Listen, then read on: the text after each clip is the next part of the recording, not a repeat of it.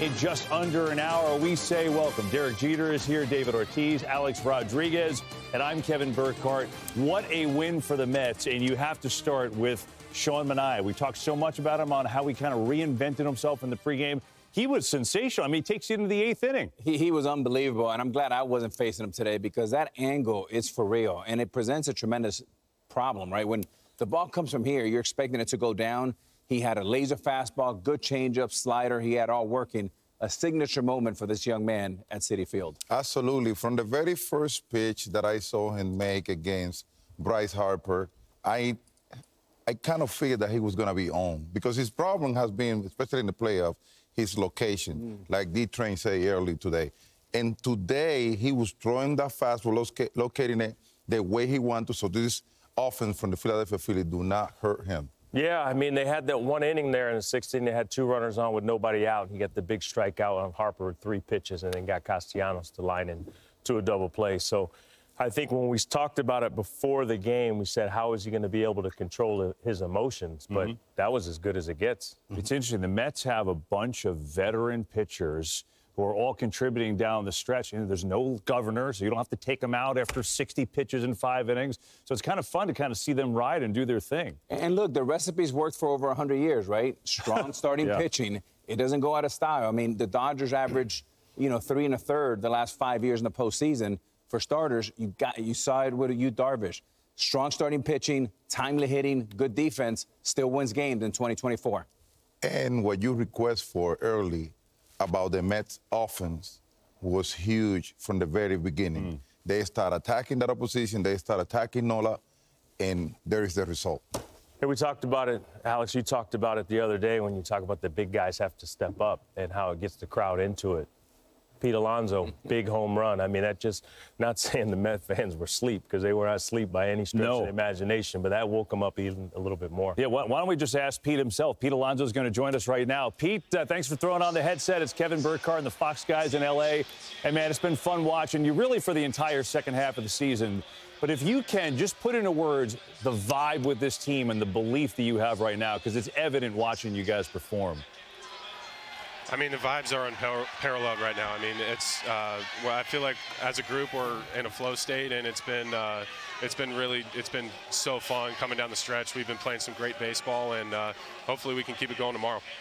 Pete, Alex Rodriguez here. I'm so happy and so proud of the work you're doing. Look, I've been in your shoes, and I know exactly how it feels with the media, the fans all over you. They wanted my head on a platter, but it seemed like that moment against Milwaukee, 3-2. Biggest hit of your career, maybe the biggest hit in Met history for a long time. It seemed like that unlocked everything for you. Did it?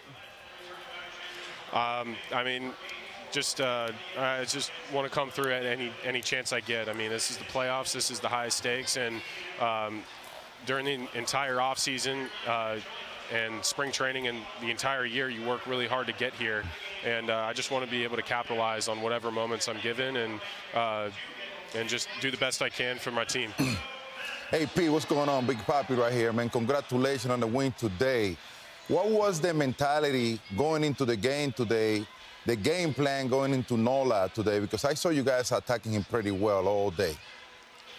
Yeah, I mean, the biggest thing, I mean, he's a control guy, but also he's got really nasty breaking stuff. And get him early in the count, and don't chase his off speed. Pete, what's up? This is Derek. One question I want to ask you is how good does it feel to be home? And more importantly, have you ever heard Citi Field as noisy and as electric as it was tonight? No, I mean, this place was absolute rocking. I mean, it was unbelievable. And, I mean, we had a long road. I think it was, 15, 16 days or something like that. I mean, we've faced adversity all year, and to be able to come back and win this one tonight, it means a lot. So hopefully we can keep this up tomorrow. I mean, it'll be a great matchup tomorrow, but yeah, it's going to be really exciting baseball again tomorrow at home. And I got one more question for you. You probably won't want to answer it, so you don't feel like you have to answer it. But do you pack your bags tonight for a potential trip to Philly, or do you tell everyone in the clubhouse, leave your stuff at home? Well, I mean, because we've been home such a short time, we haven't really had time to even unpack. So, it's dirty suitcase full of dirty laundry. That's pretty much it. But I mean, hey, that's we'll take that right now. That's all right. You see, he's played in New York for a long time. I love the answer. That was a test. I love it how Jeter's trying to stir it up with his New York counterpart. Pete, listen, man, another big night for you and big night for the Mets. And we're sending, by the way, our thoughts and hope everyone's safe with your immediate family and friends down in Tampa. I know that's a terrible storm brewing, so sending that out to you, man. Best of luck, and we'll see you tomorrow, okay?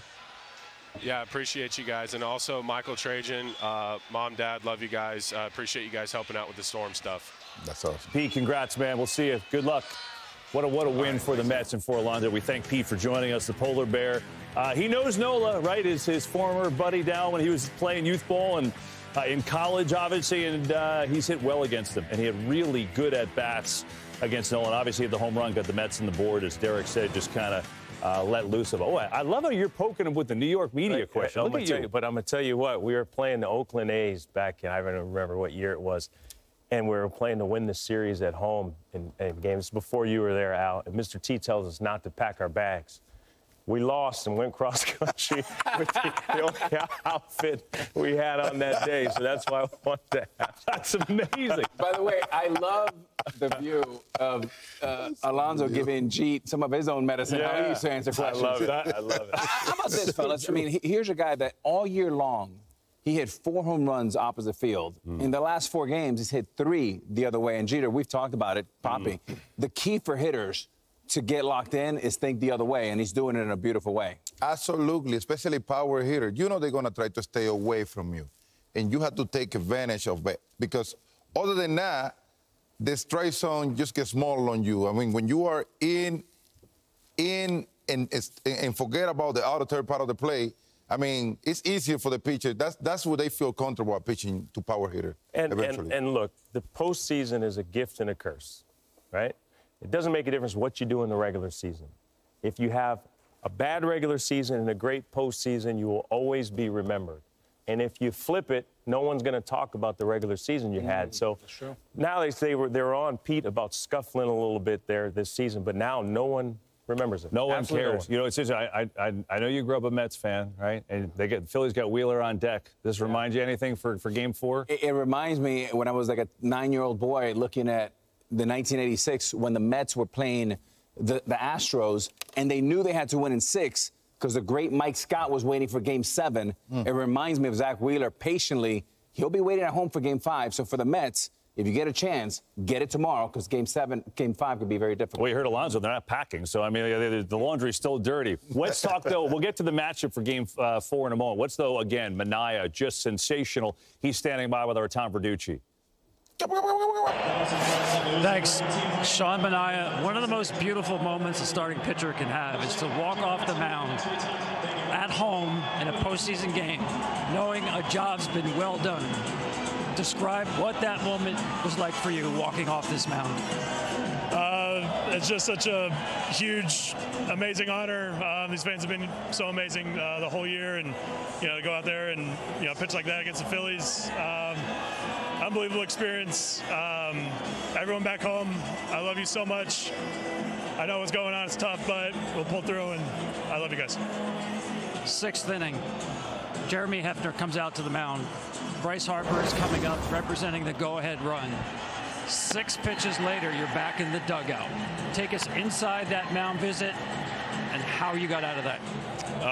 He just told me, we got this. We got, change up or slider. Put on a smile. We got this. And just executed pitches. Obviously, Harper's a, unbelievable talent. And, to do that against him and then get the double play after that was such a huge moment. And, I was definitely shaken after that. So it was crazy. Congratulations on a job very well done. Thank you, Tom. Back to you, KB. All right, Tom, appreciate that. Sean, thanks for the time with Verducci. I mean, you think about early in his playoff career, what he did. And, again, Tom brought this up during the game a couple years ago. Came out of the pen for the Padres, got rocked in the bullpen against the Phillies, and now has remade himself. And he's had 2 really good playoff starts as we send it to the train station. D-Train, Dontrelle Willis. got you. Oh, the train's in full effect now. We got you. Dontrelle, he was great all day long, but we all watched this together in that 6th inning. The first real threat with 2 on, and then you got Bryce Harper up, and he was splendid. Well, the bottom line is he had command and mound presence all game long, but I thought he showed his mental toughness in the 6th inning when his back was against the wall. Let's break down this tape because sometimes pitchers want to work harder and faster, but he went to a different pitch, and what I love to see is he went to the changeup and the slider to slow the hitter down. He saw Bryce Harper was rushing out of the box trying to get a fastball over the plate. He never gave it to him, and he missed that slider by a yard. Now he has Nick Castellanos, another big hitter in the teeth of the lineup. He gets a ground ball, and it gets a double play and shows that big-time emotion. This young man, now the veteran, has been pitching in a lot of big games from a lot of his career, and he hasn't had a lot of success. But this year has been different. He's been a weapon in that rotation. The second half, he's going to have to continue to be that weapon. But this was a big start, and I'm super proud of him because I know him personally. But he wanted this ball game, and he got it, and they needed it for the amazing Mets. Yeah, he did. Train, hang on. We'll get back to you in a second. You talked about the early start. Polar Bear hits a home run in the 2nd inning. First of all, he had a good first inning, good first 2 innings. Then it's 1-0. What do you think that did for him just to have that early lead, Derek, tonight? I think it probably relaxed him a little bit, but, you know, he was aggressive the entire night. I mean, he was ahead in the count. He wasn't falling behind. He went, 7 innings? I don't even know how many pitches he was. He was under 100 pitches. So he wasn't messing around. He was challenging guys. He was going after them. Like you mentioned before, his arm angle is tough to pick up, and it's exactly what the Mets needed. Yeah, I mean, why is that arm angle so hard to pick up? It's again, we talked about he changed it midway through the year after watching Chris Sale throw against the Mets. Anytime a pitcher, Kevin, drops his arm, the natural movement is down, right? He was doing something that's really unique, and you don't see in your eyes as a hitter is not trained for this, to go this way and keep that ball, stay on that plane. I was talking to D-Train. D-Train would always do a great job of this, but he came over the top, so you're more used to that. But from here, naturally, you're going to swing under the ball. And then guys start cheating, and then he started throwing the changeup and the slider. He kept runners on base. He pitched ahead. I mean, it was a beautiful – and by the way, that kind of stuff can get you a world championship. That type of pitching today, that's how a title championship looks like. We always used to – when we used to face a lefty with that type of angle, again, lefty, you wanna make sure that the right-handed batters are aware of, because it's an uncomfortable release point for the left-handed batter to pick up. And then we're talking about that the Philly have their best hitter, a left-handed batter, which is Bryce Harper, Schwarber. I mean, it's an uncomfortable angle for those left-handed batters. And tonight, his location was making it even worse.